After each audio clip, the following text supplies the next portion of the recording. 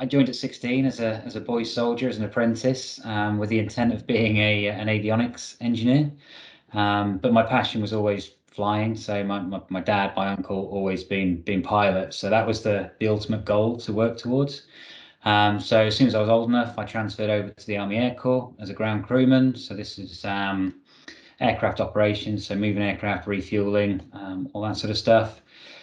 Did my air door gunners course, which is rear crew, and then moved on to do my pilot's course at 23. Passed that, became a Lynx helicopter pilot. Did that for a few years, which was fantastic. Tours in Iraq and Northern Ireland. Unfortunately, I had a crash, so that sort of put paid to my flying.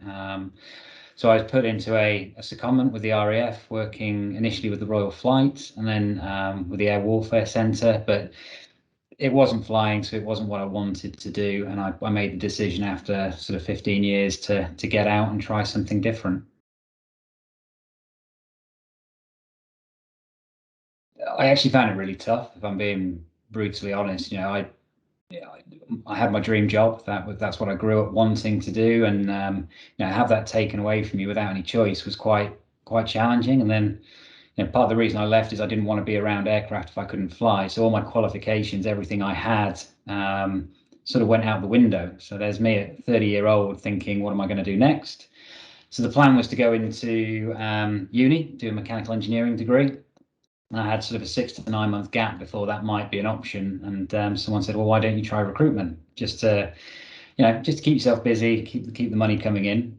So I started off as an agency, which was strange. I was obviously sort of 12, 15 years older than most of the new junior recruiters coming in there. And it just grew from there, really. I enjoyed the working with people aspect. So I didn't enjoy the 360 sales side, if I'm honest. So moved into more of an account management type role and then into RPO, and it just sort of grew from there. And then before I know it, I've been doing it for 11, nearly 12 years now. So it wasn't by design, in all honesty, but I enjoy the variety that comes with it, and every day is slightly different. And the opportunity to join Manpower Group 2.5 years ago now on the Sky account was a great opportunity for me. And I was looking at a company I could come into and progress, and so far things have been going to plan.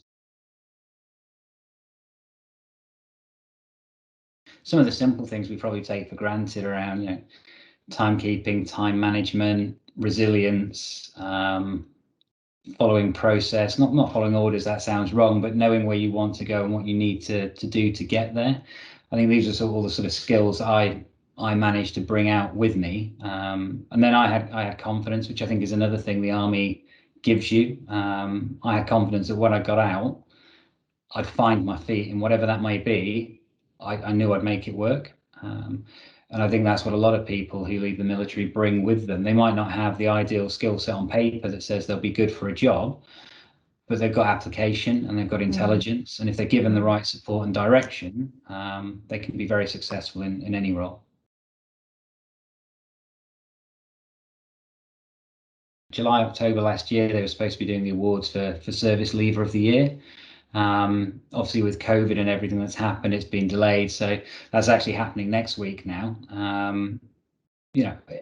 If I win, that would be a great bonus. I'm not holding my breath though. It's just nice to be recognised, really, and being able to go to an event where there'll be a lot of ex-service people there, and hopefully showcasing and advertising what people can do when they've left the military. And fingers crossed that will seep down into those service leavers, and they'll see what opportunities are out there for them.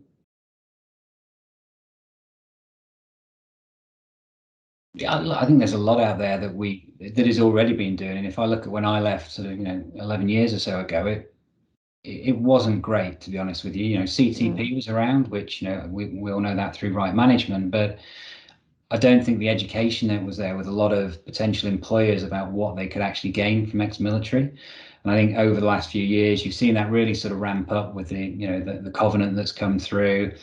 A lot more businesses now have armed forces schemes to help that transition from military into civilian life. So I think, in terms of what could be done, certainly, CTP is close to our heart, obviously, because of the connection, but businesses engaging with them to try and identify people that are leaving. There's a lot of road shows and open days that still occur that leavers attend. Obviously, that's been curtailed a bit with COVID, but they will certainly be kicking off again in the future. But I think if people and businesses can build a robust process for helping people transition their military skills into usable skills in businesses, certainly where we've got skill shortages as well. A little bit of investment up front, I think they would reap the rewards and benefits in quick time.